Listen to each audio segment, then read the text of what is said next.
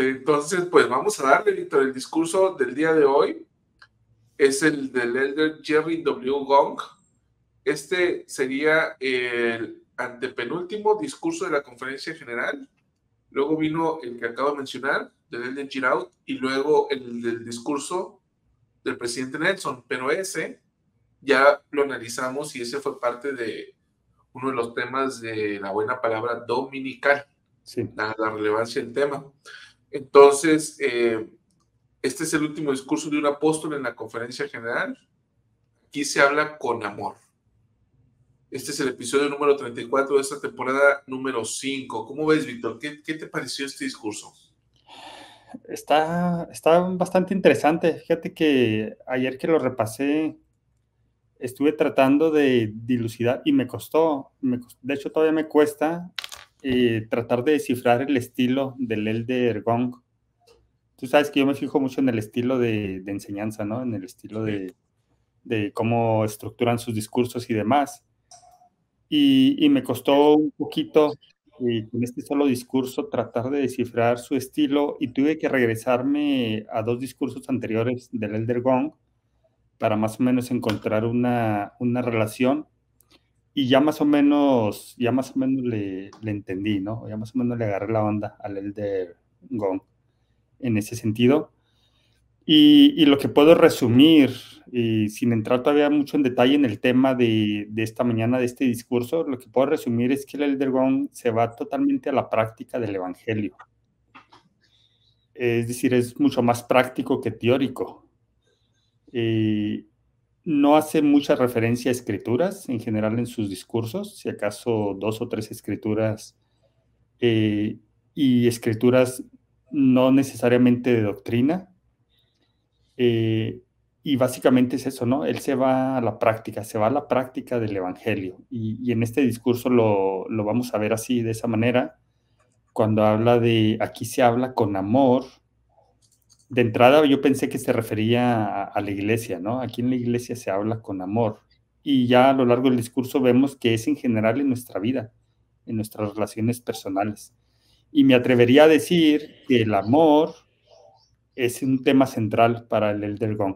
Es decir, es algo que se repite a lo largo de varios discursos y los diferentes enfoques. Y me refiero al amor fraternal, al amor al que hace alusión el segundo gran mandamiento, ¿no? De amarás a tu prójimo como a ti mismo.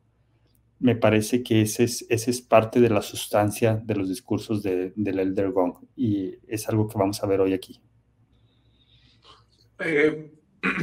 Dices que te costó definir el estilo del elder Gong, Víctor. ¿Y para ti por qué?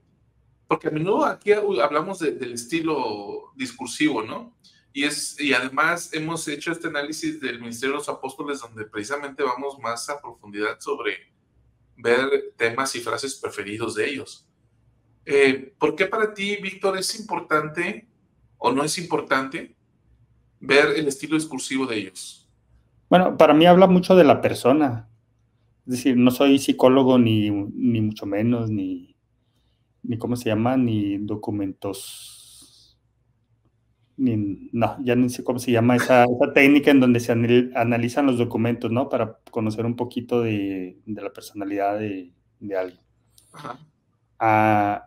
No soy nada de eso, pero para mí la forma en cómo se expresa a alguien, tanto de manera verbal como escrita, dice mucho de quién es ese alguien. Es algo que yo puedo observar, ¿no? Entonces me ayuda a entender los sentimientos, me ayuda a entender las motivaciones de esa persona. Y en este caso, por eso leí este discurso y luego me fui a 2 discursos anteriores, el de la el de la conferencia general pasada, que habló de la administración, y luego el anterior a ese habló de vivir felices para siempre y le da un enfoque hacia el perdón, pero también hacia la obra del templo. Entonces yo lo que veo es que él es un práctico, él comprende un principio e inmediatamente ve cómo los santos o en su propia persona, cómo ponerlo en práctica para pasar mejor nuestro tiempo aquí en la tierra. Y me parece una visión bastante interesante, ¿no? Que yo creo que al final todos deberíamos de tender a eso. comprender los principios básicos es lo que sus discursos nos han enseñado. Comprende lo básico y aplícalo, ¿no? Es decir, entiende qué es el amor, entiende el mandamiento de amar a tu prójimo como a ti mismo, y entonces tienes todas estas formas de aplicarlo. Y esa aplicación va a bendecir tu vida y va a hacer tu camino de regreso a la presencia del Padre más fácil. Entonces, traté de entender de esa manera la personalidad del Elder Gong y sus motivaciones. Dicen por aquí nuestros amigos, Víctor, que eres analítico. Sí, definitivamente. Dice Carla, ¿no? Que es parte de aquí de la luz de la restauración y es analítico. Y bueno, a mí también me gusta analizar este tipo de cosas. Me acuerdo hace muchos años y estaba yo platicando con Luz y le digo, mira cómo lo dice Leder Holland en ese lenguaje florido, ¿no? Que él utiliza, estilo poético que él maneja, y le digo, mira, y ¿a poco no lo expresa de una manera maravillosa? Le digo. Y me dice Luz, le digo, me dice, solo tú te fijas en esas cosas.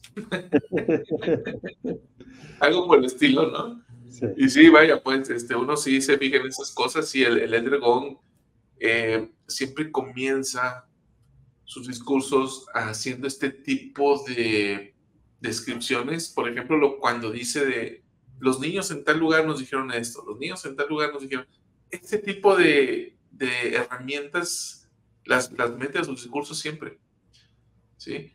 Y sí, tienes razón, o sea, él habla menos de doctrina y más sobre aplicaciones o principios.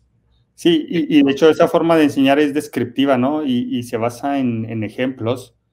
¿Y por qué lo hace con ejemplos? Porque uno se puede identificar con esos ejemplos y de esa manera puede aprender. Me parece que hay una frase, por aquí la mencionaré más adelante o la resaltaré más adelante cuando la escuchemos, pero justo tiene que ver con eso, ¿no? Él es un creyente de que la enseñanza se adquiere principalmente con la experiencia. Es decir, cuando vas y practicas un principio del Evangelio, entonces es cuando tú comprendes ese principio y es cuando tú obtienes un testimonio de ese principio. Lo dice con otras palabras, ¿no? Pero es decir, un maestro te lo podría enseñar, pero no lo vas a aprender tan bien como cuando vas y lo pones en práctica. Entonces, esa es la personalidad del Elder Gong. Esa es su vida. Por aquí nos dice la hermana Lady, dice, analizan muy profundo los discursos, no logré oír bien, pero no tengo a la mano los títulos, hermano Salvador.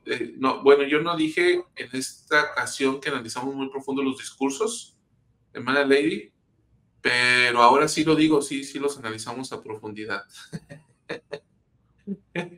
Y dice, me parece que se saltó esos dos mensajes. No, según yo nada más fue uno, si me faltó otro, dígamelo, por favor. La hermana Carla Campos dice, parece ser una persona muy amorosa y tierna, toma ejemplos reales de la vida. Dice Ana Ramos, hermano y serio, pero transmite su amor descriptivamente. Gracias, hermano Víctor. Muy bien, pues ahí están entonces. ¿Qué te parece, Víctor? El discurso lo divide básicamente en 3 subtemas, después de una introducción. A ver, déjame ver la introducción. ¿Qué te parece si nos aventamos la introducción y el primer subtema, Víctor? Sí, me parece bien. Sí. Vamos a ponerlo entonces el video en YouTube.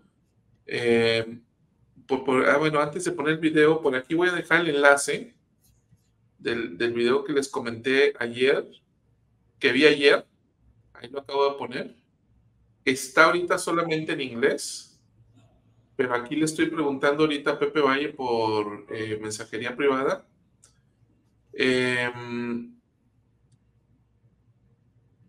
Y me está diciendo que le van a poner subtítulos. Perfecto. Que le van a poner subtítulos, pero a ver, ¿cuándo me dice que va a estar? Le vamos a poner subtítulos en español, tal vez la próxima semana queda. Entonces, bueno, si lo quieren ver ahorita o después, al menos ahí está. Ahora sí, Vamos a ver. Vamos al discurso, lo voy a poner en pantalla.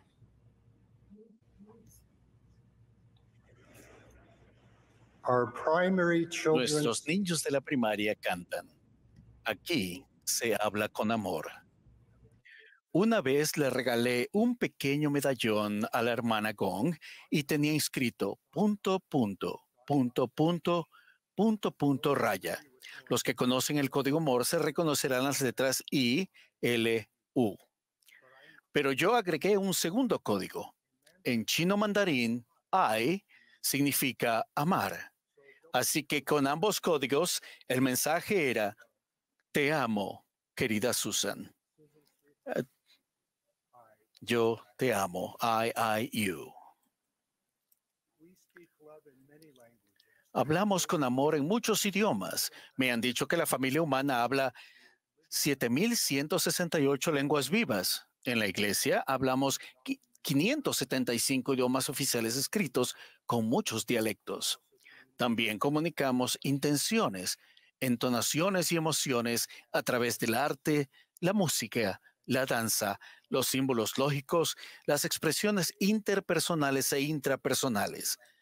Hablemos hoy de 3 lenguajes del amor del Evangelio: el lenguaje del afecto y la reverencia, el lenguaje del servicio y el sacrificio, y el lenguaje de la pertenencia al convenio. Primero, el lenguaje del afecto y la reverencia. Con afecto y reverencia, la hermana Gong le pregunta a niños y jóvenes, ¿cómo saben que sus padres y familiares los aman? En Guatemala los niños dijeron, mis padres trabajan mucho para alimentar a nuestra familia. En Norteamérica los niños dijeron, mis padres me leen relatos y me arropan en la cama por la noche. En la Tierra Santa los niños dijeron, mis padres me mantienen a salvo. En Ghana, África Occidental, los niños dijeron, mis padres me ayudan con las metas de niños y jóvenes. Una niña dijo, aunque está muy cansada después de trabajar todo el día, mi madre juega conmigo afuera. Su madre lloró cuando supo que sus sacrificios diarios importaban. Una mujer joven dijo, aunque mi madre y yo a veces no estamos de acuerdo, confío en ella. Esa madre también lloró.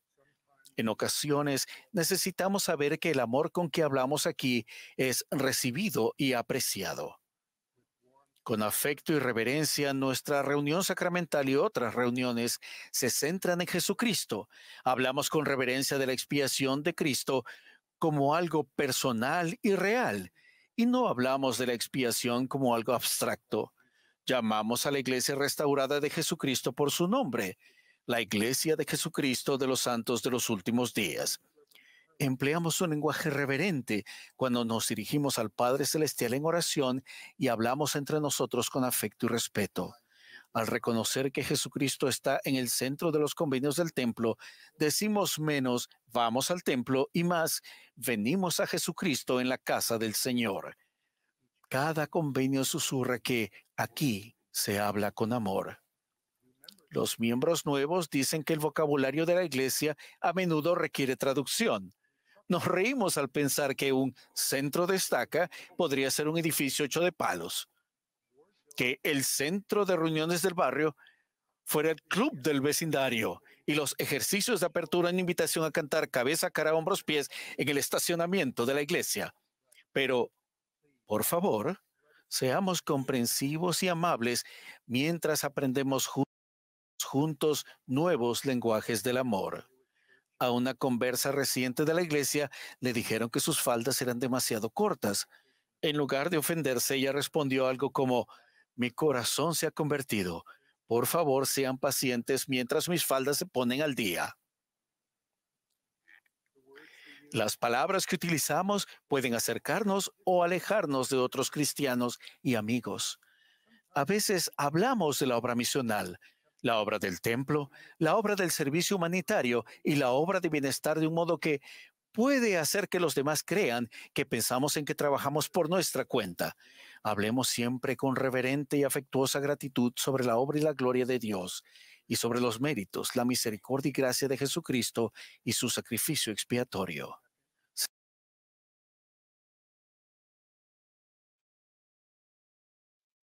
Bien, esta es la introducción y el primer subtema que toca el Elder Gong, que básicamente él establece, después de hacer esta introducción, él menciona que va a hablar de 3 lenguajes del amor del Evangelio, así lo menciona él, y uno es el lenguaje del afecto y de la reverencia, 2 es el lenguaje del servicio y el sacrificio, y 3 el lenguaje de la pertenencia al convenio.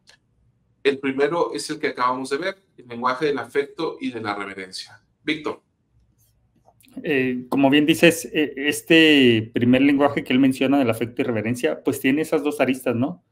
Y de hecho él las separa un poquito, por una parte la del afecto y por otra la de la reverencia, y al final más o menos se juntan, ¿no? Pero ¿a qué nos referimos o a qué se refiere el Elder Gong con el lenguaje del afecto? Y él habla de las relaciones familiares, o se está centrando en las relaciones familiares primeramente, y habla de relaciones padres e hijos, por ejemplo, ¿no? De cómo tendríamos que estar hablando con afecto o utilizar ese lenguaje del amor, del afecto hacia nuestros seres queridos.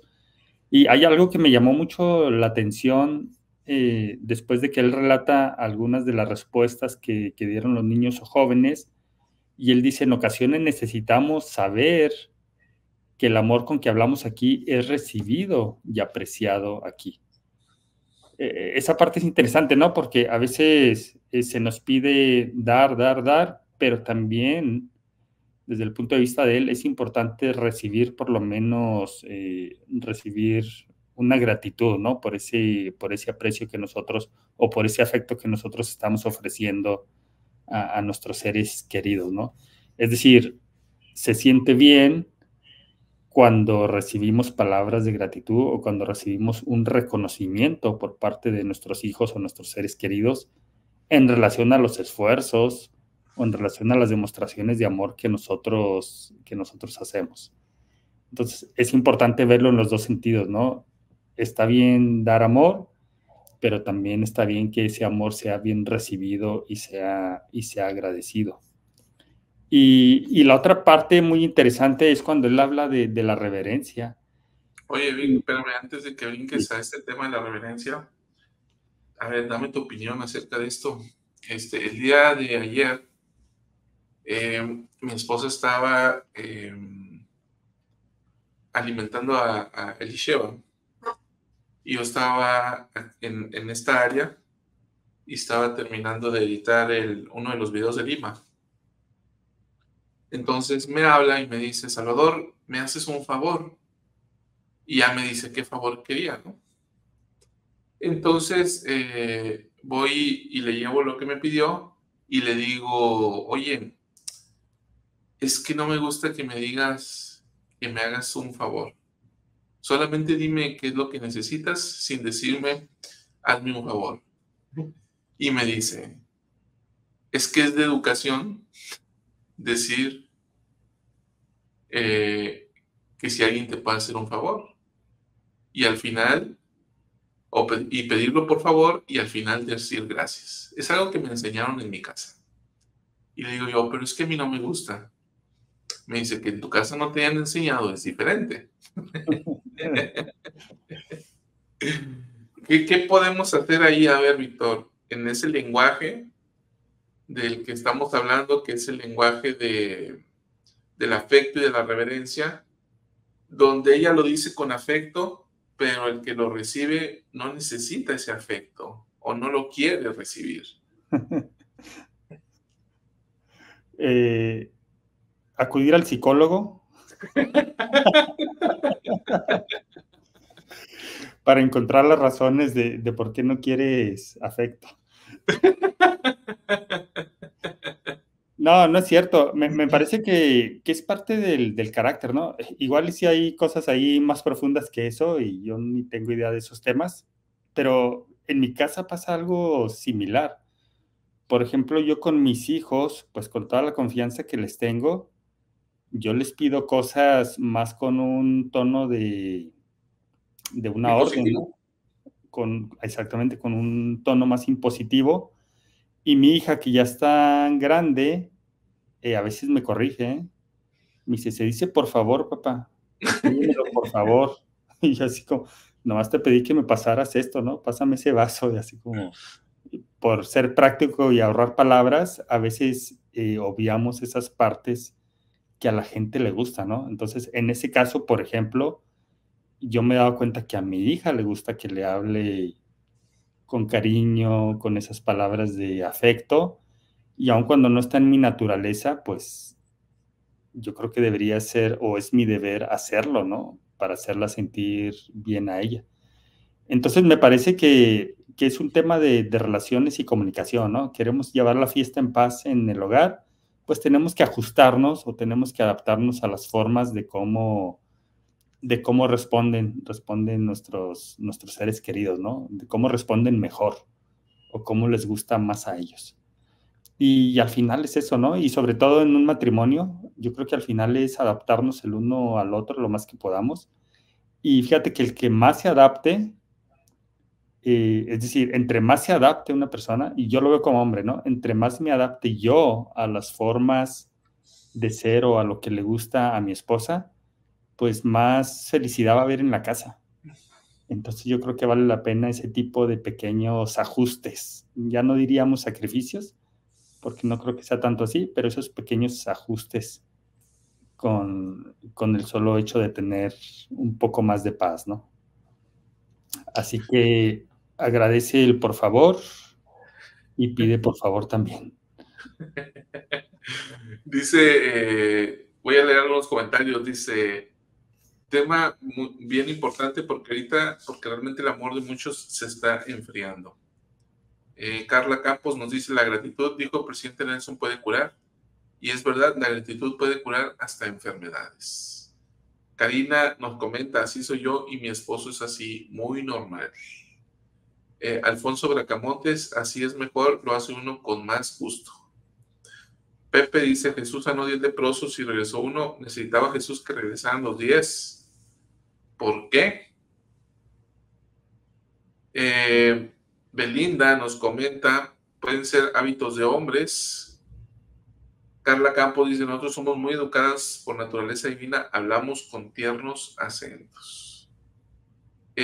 Rosario, considero que por favor y gracias es parte de la educación general, más amor y respeto, lo considero básico. Ana Ramos dice, la hermana Luz tiene razón, siempre pienso que son palabras mágicas, por favor y gracias. Y eso lo dice Barney, ¿no? Son por favor y gracias, palabras de poder. ¿Te acuerdas de esa canción? No. Y es que así aprenden los niños los buenos modales. Cecilia Segura, esas palabras las llamamos mágicas en el colegio con los niños del kinder y se oyen bien. Judith Guevara dice, mi niño nos pide las cosas por favor con amor y con cariño y nos causa risas su tierna voz.